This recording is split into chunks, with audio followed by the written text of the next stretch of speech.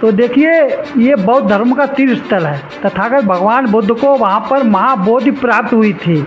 तो ये वहाँ पर किसी का गैर बौद्धों का हस्तक्षेप नहीं होना चाहिए और बौद्धों को ये सुपुर्द कर देना चाहिए। और वहाँ की सरकार की, बिहार की सरकार की मानसिकता इसमें मुझे अच्छी नहीं लग रही है।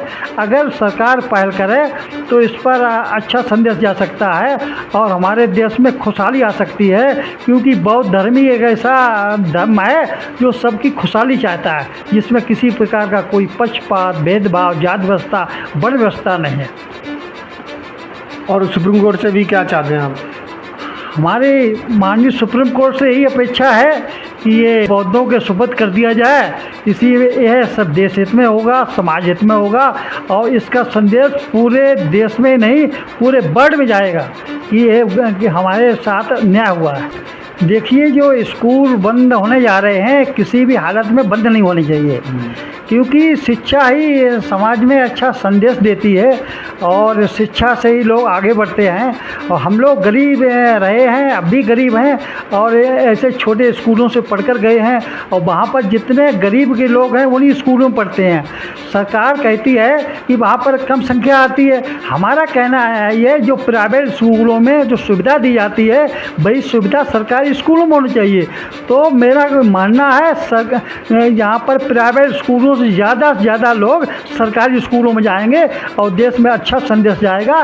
किसी भी हालत में ये सरकारी स्कूल बंद नहीं होनी चाहिए, क्योंकि हम लोग वहीं से पढ़ लिख करके आगे बढ़े हैं और जितने गरीब बच्चे हैं उसी में पढ़ते हैं, क्योंकि जो आर्थिक स्थिति जिनकी अच्छी होती है वही अच्छे स्कूल कॉलेज में पढ़ा सकते हैं। गरीब के लोग सरकारी स्कूल में पढ़ाते हैं और कहीं भी उनका कोई स्थान नहीं होता है। देखिए, हमने तो सभी का कार्यकाल देखा है। कांग्रेस के समय का कार्यकाल देखा है, उनके मुख्यमंत्री रहे हैं।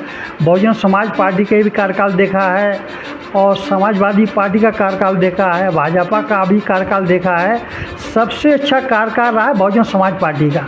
उसमें मैं भी ऐसो रहा हूँ, कई जगह है ऐसो रहा हूँ। उसमें गुंडे बदमाशों में इतना भय होता था, या तो वे जेल में होते थे या फिर प्रदेश छोड़कर भाग जाते थे। हालांकि इस समय हमारे प्रदेश के मुख्यमंत्री योगी आदित्यनाथ जी हैं, वो भी अच्छा काम कर रहे हैं।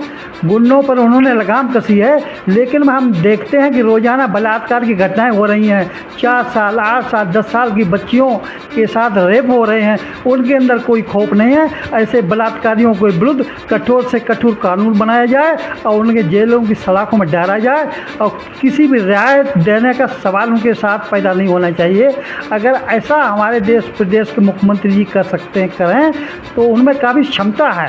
हम उनके क्षेत्र में रहे हैं, वो उनके बेदाग मुख्यमंत्री हैं और केवल इतना हो जाए कि ये जो बलात्कारियों के विरुद्ध जो कठोर से कठोर जितनी कार्रवाई हो सकती है उतनी हमारे मुख्यमंत्री जी को करना चाहिए।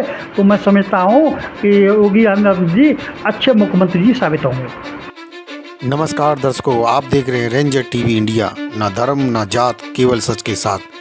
दर्शकों, आपको हमारा चैनल पसंद आता है तो सब्सक्राइब करें, लाइक करें, शेयर करें, कमेंट जरूर करें। नमस्कार दर्शकों, मैं हूं अमित बॉर्सन और आप देख रहे हैं रेंजर टीवी इंडिया। ना धर्म ना जात, केवल सत्य के साथ। दर्शकों, आज हमारे साथ उपस्थित हैं जनपद आगरा के वरिष्ठ समाजसेवी विजय बहादुर बौद्ध जी, जो कि पुलिस इंस्पेक्टर से रिटायर्ड हैं और अध्यक्ष हैं डॉक्टर भीमराव अंबेडकर विकास सेवा समिति, आनंद नगर, शहीद नगर, आगरा।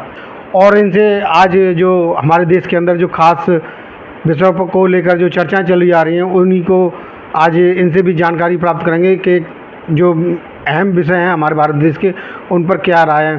सर, सबसे पहले आपसे ये सवाल है कि जो हमारे देश का सबसे बड़ा विषय चल रहा है भारत देश के अंदर, जो महाबोधि महाविहार मुक्ति आंदोलन के रूप में एक आंदोलन चल रहा है, जहाँ पर बौद्धों का जो स्थल है वहाँ पर गैर बौद्धों के द्वारा वहाँ पर कब्जा किया हुआ है और वहाँ जिस प्रकार से आंदोलन चल रहे हैं बौद्ध भिक्षुओं के द्वारा, या पुराने समय से भी चलता चला आ रहा है, आज जिस प्रकार जो सुप्रीम कोर्ट में भी 5 अगस्त को उसकी सुनवाई है, तो इसी विषय को देखते हुए आप क्या कहना चाहेंगे कि महाबोधि महाविहार को जल्द से जल्द सुप्रीम कोर्ट के द्वारा भी मुक्त कराया जाए, और क्या कहना चाहेंगे, आपकी क्या राय है?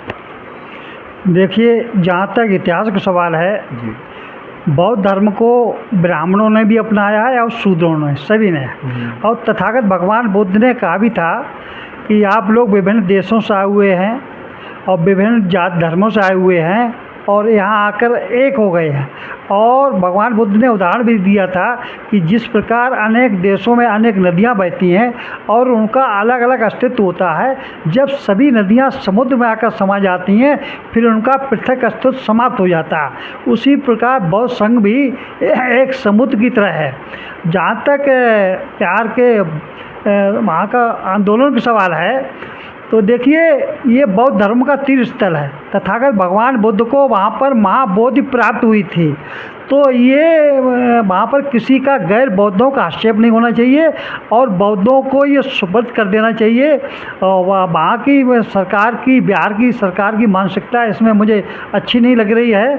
अगर सरकार पहल करे तो इस पर अच्छा संदेश जा सकता है और हमारे देश में खुशहाली आ सकती है, क्योंकि बौद्ध धर्म ही एक ऐसा धर्म है जो सबकी खुशहाली चाहता है, जिसमें किसी प्रकार का कोई पक्षपात, भेदभाव, जात व्यवस्था, वर्ण व्यवस्था नहीं है।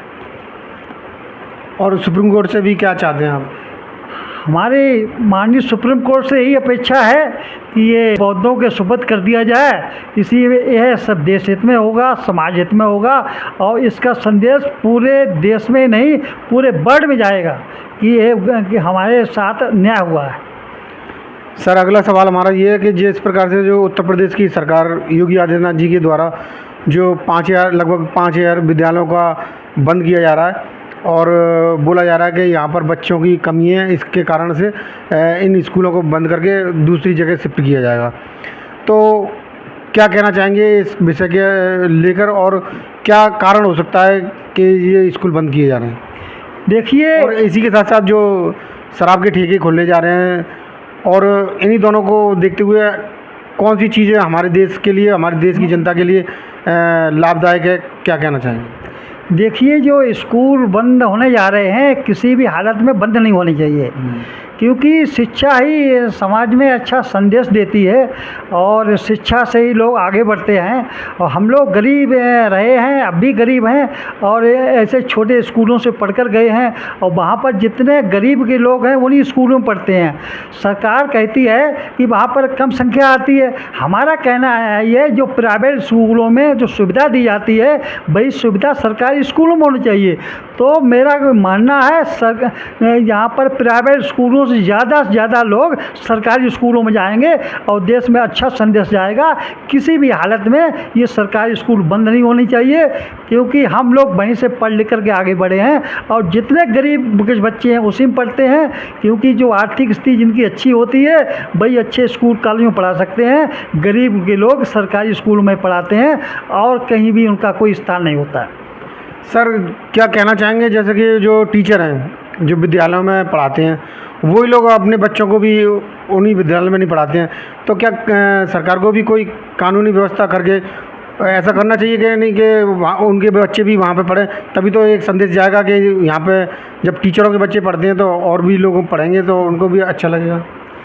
मेरे अनुसार तो ये है कि सभी सुविधाएं जो प्राइवेट स्कूलों में हैं अगर ये सरकारी स्कूल में हो जाए और इस प्रकार का आदेश पारित हो जाए, चाहे कोई टीचर हो या कोई अधिकारी हो, चाहे विधायक जी हो, संसद जी हो, मंत्री जी हो, सभी के बच्चे उन्हीं सरकारी स्कूल में पढ़ना चाहिए।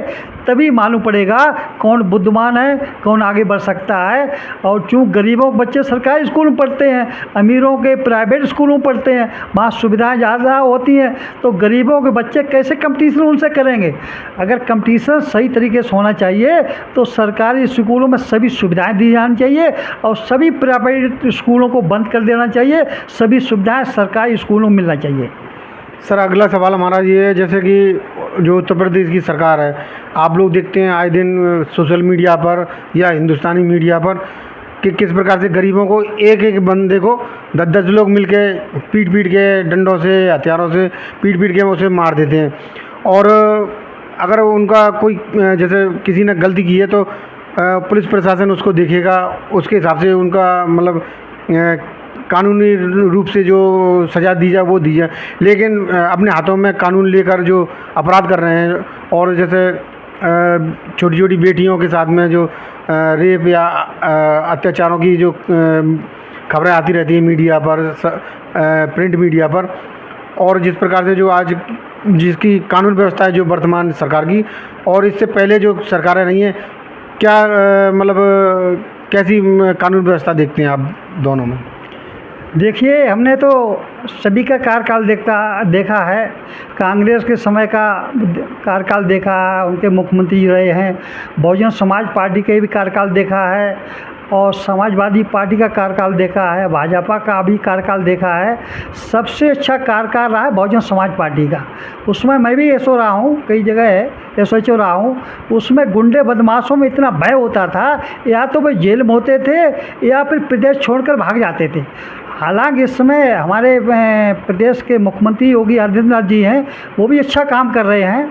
गुंडों पर उन्होंने लगाम कसी है, लेकिन हम देखते हैं कि रोज़ाना बलात्कार की घटनाएं हो रही हैं। 4 साल, 8 साल, 10 साल की बच्चियों के साथ रेप हो रहे हैं। उनके अंदर कोई खौफ नहीं है। ऐसे बलात्कारियों के विरुद्ध कठोर से कठोर कानून बनाया जाए और उनके जेलों की सलाखों में डाला जाए और किसी भी रियायत देने का सवाल उनके साथ पैदा नहीं होना चाहिए। अगर ऐसा हमारे देश के मुख्यमंत्री जी कर सकते हैं, करें, तो उनमें काफ़ी क्षमता है। हम उनके क्षेत्र में रहे हैं, वो उनके बेदाग मुख्यमंत्री हैं, और केवल इतना हो जाए कि ये जो बलात्कारियों के विरुद्ध जो कठोर से कठोर जितनी कार्रवाई हो सकती है उतनी हमारे मुख्यमंत्री जी को करना चाहिए। तो मैं समझता हूँ कि योगी आदित्यनाथ जी अच्छे मुख्यमंत्री जी साबित होंगे। सर, जिस प्रकार से जो आए दिन जो हमारे देश के जो समाज सेवक हैं वो जन जागृति के लिए कुछ ना कुछ बताते रहते हैं। इसी प्रकार से एक बरेली के जो अध्यापक थे, उन्होंने जो एक कावड़ को लेकर एक कविता बच्चों के समक्ष रखी, उनको सुनाई, तो उन पर एफआईआर कर दी गई। क्या कहना चाहेंगे इस विषय को लेकर?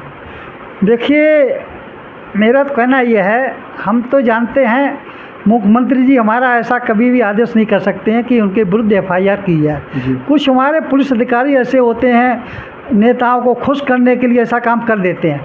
हालांकि अध्यापक काम पढ़ाना होता है और सही मार्गदर्शन देना होता है, क्योंकि शिक्षा ही सर्वोपरि है। और जहाँ कावड़ यात्रा की बात है, हमने देखा है इनमें ब्राह्मण समाज के लोग बहुत कम होंगे, ठाकुर समाज के बहुत कम होंगे और ये बनिया समाज के बहुत कम होंगे। जो होंगे अधिकतर बैकवर्ड होंगे, ये एससी समाज होंगे।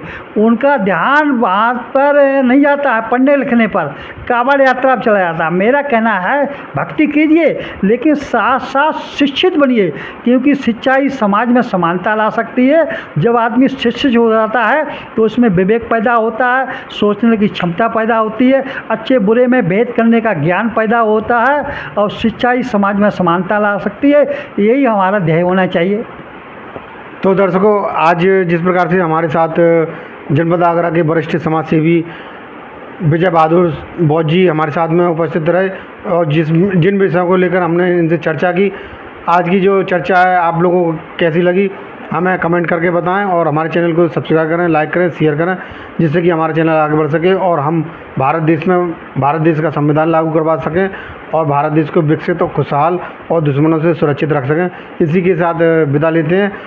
अन्य किसी विषय को लेकर फिर से उपस्थित रहेंगे और अन्य किसी मुख्य अतिथि को अपने चैनल पर प्रस्तुत करके उनके विचार लेकर आपके समक्ष रखेंगे। और जो अगर आपको हमारे चैनल पसंद आए तो कमेंट करके ज़रूर बताएं, और इसी के साथ हम विदा लेते हैं। नमस्कार।